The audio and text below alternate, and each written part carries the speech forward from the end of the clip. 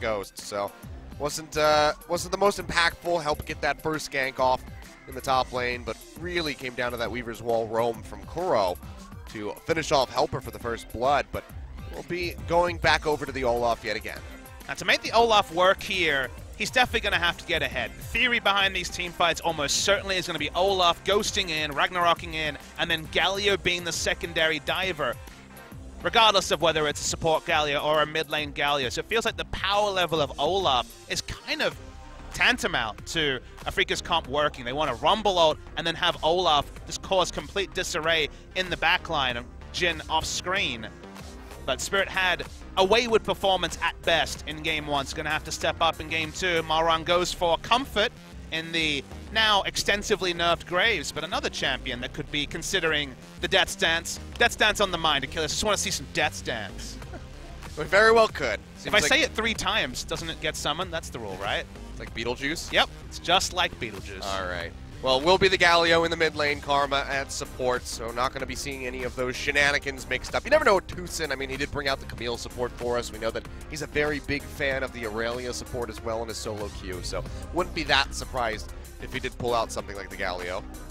Does feel like Galio's actually lower damage choice than Karma. They already have Jhin as an AD carry that, again, feels like he's a bit snowball in how much damage he does himself. So once again, I look to Spirit. He needs to step up the most, because if he can go Trinity Force Olaf, the craziness that we saw from Peanut at MSI, maybe the comp comes together. If not, it really feels like there will be significant damage concerns on the side of Afrika Freaks. Yeah, itemization was something a bit concerning from the side of Spirit. They're not having that MR in Game 1 to really try to mitigate Septid. It just allowed him to snowball early on that Syndra. So a bit condemning there. We'll see if he can tighten up the performance on the Olaf this time around and help Afrika put a win on the board to take us to game number 3, because back's against the wall. Everybody wants to win their first match here at LCK. So let's go ahead, load on the thread for game number 2.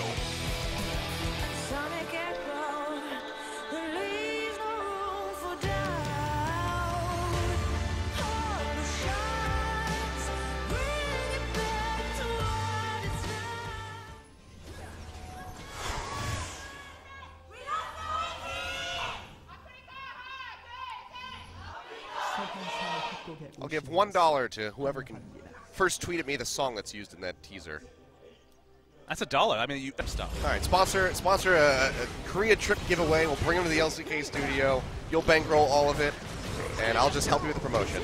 Finally have some exchanging going on in the top lane. Helper once again going low. Body slamming away, still holding onto that flash as best he can. Now has to burn it out, but MaRin's there to answer. Will come up with the solo kill for first blood. Is outplaying Helper in that top lane with his staple pick of Rumble. And you think the Helper, given that he's a Rumble man himself, would be aware of the limits, but in general it feels like he's played a bit too cute around MaRin's Rumble, and MaRin has beat much better top laners than Helper with Rumble in the past, so comes in with the solo kill that he was desperately looking for frequently in Game 1 on the Fiora, on a team-fighting mage this time on the Rumble, and potential for teleports means that even bot lane will lose out from Helper just mismanaging his top lane matchup. Yeah. Good sense there, though, from Ella and Duel. They kite back away from the turret, fearing that dive, but this does open up that infernal Drake here for Afrika Freaks. We'll get things rolling. We saw Everett able to pick theirs up, first and foremost there in game number 1. But now Afrika start pushing forward here. It's a bit of a higher lead. And with this 8% buff coming through, she's going to help them out even more. So good start here for the Afrika Freaks. Something that Everett would have accepted when they ended up getting pushed in bot lane. The Thresh obviously not having the pushing power of a Karma, and Duel largely being on the back foot. It's meant that Afrika Freaks had the run of bot lane. Rumble was always going to push Gragas, and Galio at times will push Orianna. So from there, nice little advantages secured by the side of Afrika Freaks, and an early Infernal, again with the high base damages on a lot of the abilities from Afrika, means that you have to really second guess which fights you choose in the early to mid game if you're Everett, because you can definitely be blown out by some of the abilities on the side of Afrika. We'll see how they're going to respond for this one. Helper walking down, trying to get some vision in the river around the Rift Herald. As the Dragon being down for about 5.5 minutes, that could very well be targeted out by the side of Afrika Freaks. Spirit in a decent enough spot. Might just be able to solo out that Rift Herald at this point. With jungle item, it's usually possible. He went straight into the Righteous Glory, so it's more of a pick build from the Olaf. If he's ever spotted an award, you definitely know these looking team fights. Does have that innate sustain from his W as well, so yeah, soloing out that Rift Herald probably not too big of a task for him. But just gonna go back to slow and steady. It wins the race, I'm told. On occasion, maybe not if you're Jin Air. Or if you're MaRin. Or if you're MaRin. He's gonna solo kill Agragas under the turret. That's pretty cool. Yeah, he's just gonna have a casual 1,500 gold lead with 1,100 of that in his pocket. And again, this is the cadence they were looking for in Game 1. Fiora getting solo kills on Shen, every other lane gets threatened. The game goes a different way, but 2 solo kills when they had their choice of champion against MaRin's Rumble. We said many things about the power of Scepter. A lot of respect early, not fully committing for a kill, not knowing exactly when Galio would come in, means that by the time Galio's entrance is there, they miss out on a kill that looks pretty straightforward. Is it a next level strategy going Galio mid to allow Rumble to overextend? That part we don't know yet, as Kramer's caught. Yeah, the box comes down here. Ella taking a bit of damage. That's going to be the route down in onto Duel. Trades a lot of damage back in onto Kramer. Now looking for Tucson as well.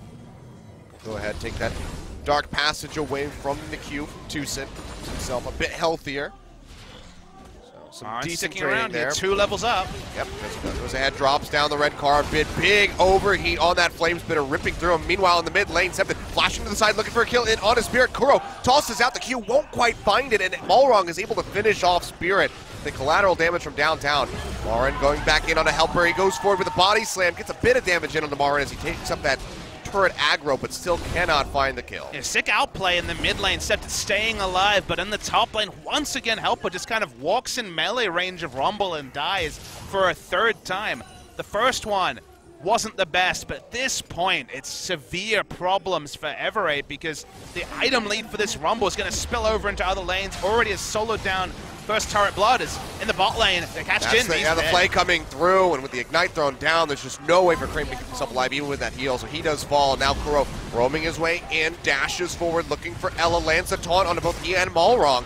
Play comes through, tosses out the Q, getting a lot of damage, and the hook just means that Ella is sitting inside that whirlwind. He goes down, MaRin flashing forward, looking for a kill in onto Malrong, finds it, they'll follow up, take down Duel at the same time. And now it's just going to be Helper all on his lonesome with Kuro very healthy to pick up this turret aggro. Shockwave comes through, Helper flashing away, trying to keep himself alive, but the taunt comes down, he falls.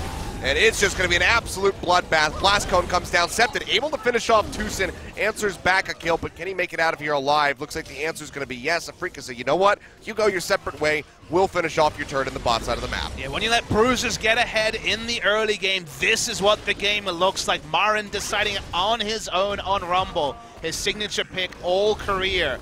I see a replay of the mid lane, opened up by Kuro. They get a lot of damage in, but the flashiest surprises, flashes over the axe, and Malrong just assassinates Olaf in the backline. The woes for the Olaf and Spirit continue. Unable to take out Kuro, still super tanky, obviously, on the Galio, but we were focusing on the kill that just shows up there. The 3rd solo kill of the game for MaRin onto the top laner Helper, and teleported bot lane, didn't even have equalizer, didn't need it, and out of nowhere, MaRin's 5-0-1 on Rumble at 18 minutes. I mean, 2 items completed, has the Leandri. The Void Staff to trade, but it's only a Spectre's Cal, and you're this far ahead that you can be a backline Rumble overheating with Zonias.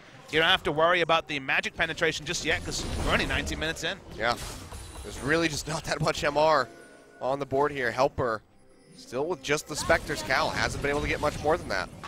Duel will get rooted down, another tether coming through. Gets to the Dark Passage in time, but Spirit's waiting for him. That's going to be the hero's entrance coming through from Kuro as he arrives. Pops him up, they take him down. Duel falls. Ella now just on the outside of that curtain call. Can he make it out with his life? That's going to be the whirlwind coming through on top of the root. He will fall off screen, and Spirit finds the kill. Now Septon going low. Leandri's Torment ticking away at him. Gets the shield back in. Can't quite push forward for fear of that Flame Spirit. Body slam in. The collateral damage from downtown comes up with the kill. But can they make it out alive? Montracue barely shorting on Septon.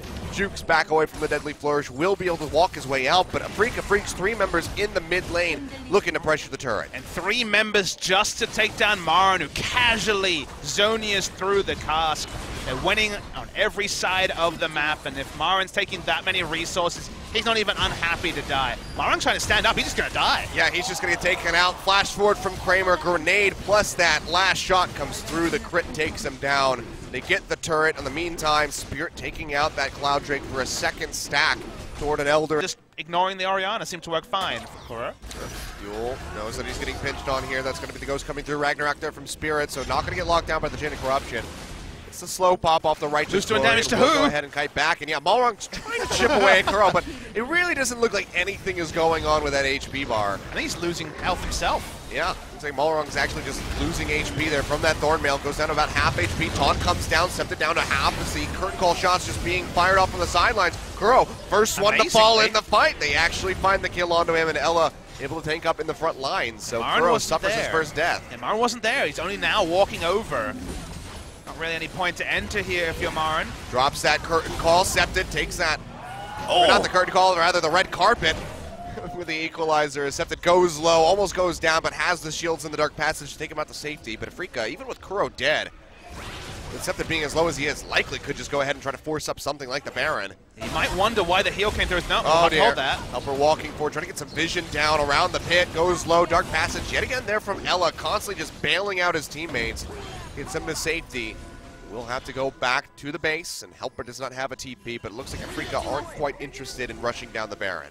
Just a little bit of breathing room, but no more than that. The reason why the heal had to come out, you might have thought, okay, it's only current health damage on the Liandry's, was the death by a touch might have been enough damage to take him down. So still had to put the heal even after he'd flashed over the equalizer.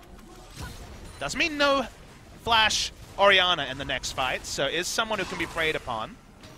And we wondered about the death cap. It's probably a little bit later because the game has slowed down for MaRin, but those equalizers, damn, do they hurt. I mean, that's 4 items to 2.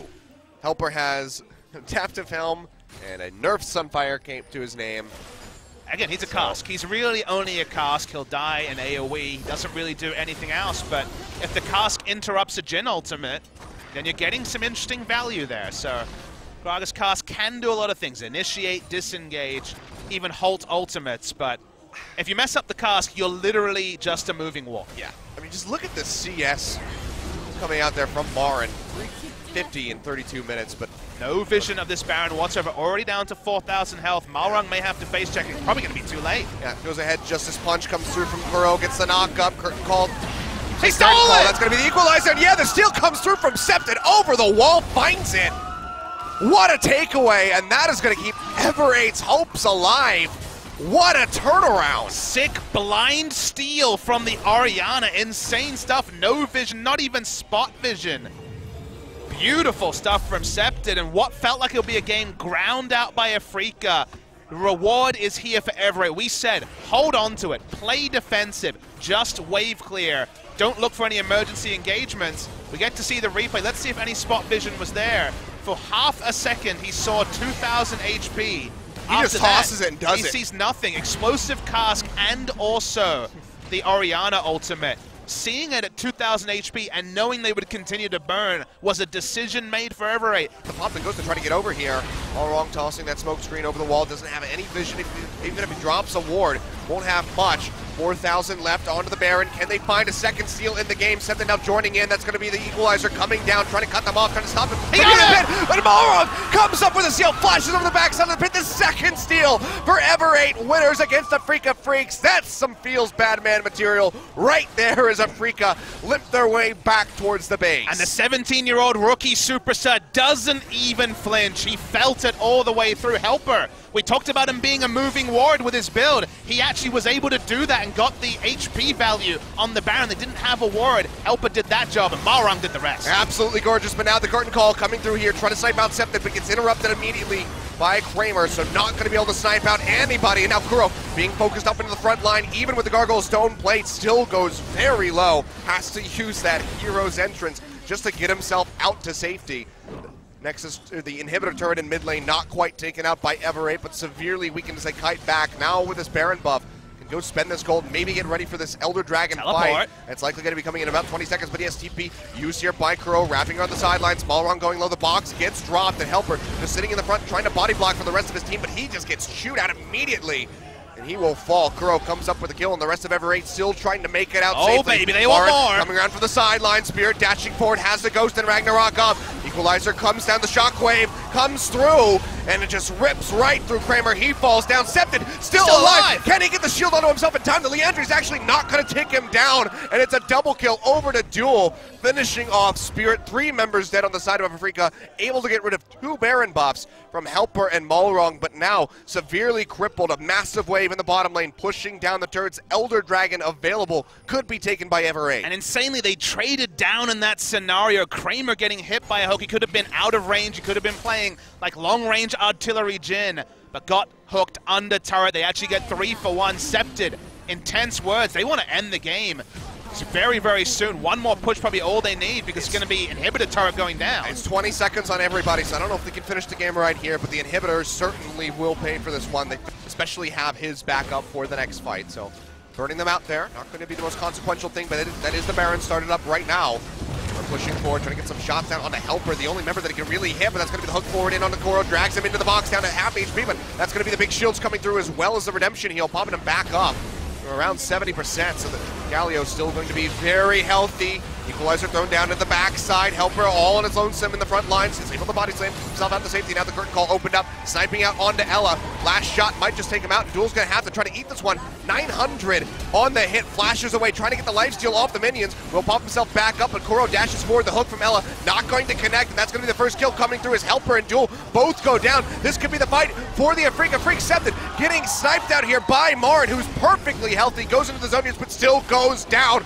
3 members taken out, make that 4 as Ela falls, and it's just Malrong all on his lonesome on the backside of the pit. But it seems like Afrika don't even want to go for the Baron right now. They might just have to set their sights on these inhibitors, if not just the Nexus. Yeah, the Baron damage is pretty low from the side of Afrika Freaks, but they played that fight out about as well as possible. For once, Ever8 were not in a situation for Septed to be the general and put the ball on a frontliner. Helper was separated from the rest of his team, and they may not be able to end the game fast enough here, but damn, they're going to try and get at least a couple of inhibitors. Yeah, it's going to be 24 seconds here on a Duel, 24 They're going to as well try on for this, Helper. though, Achilles. They're going to try their damnedest. The minion wave now coming through. Malrong, a little wave clear he offers up is going to have to be rather impactful. Doesn't get a whole lot done here. Now they're in onto the Nexus turret. Some freaking freaks. They might have just done this. 50-minute death timers might be enough. Yep, looks like they're going to do it. Insane turnaround. The one fight decided the game. Such a back and forth. 2 Baron seals for Ever8 winners, but despite it all, Afrika, they find the one perfect fight for themselves, nearly get the ace, close out the game. They're going to take us to game number 3. How can there be any more turns of emotion in a single game than what we saw in game 2 of this series? Afrika, elation at this point, but will soon be frustration over how they mismanaged their early advantage. Ever8 thought they would have done the second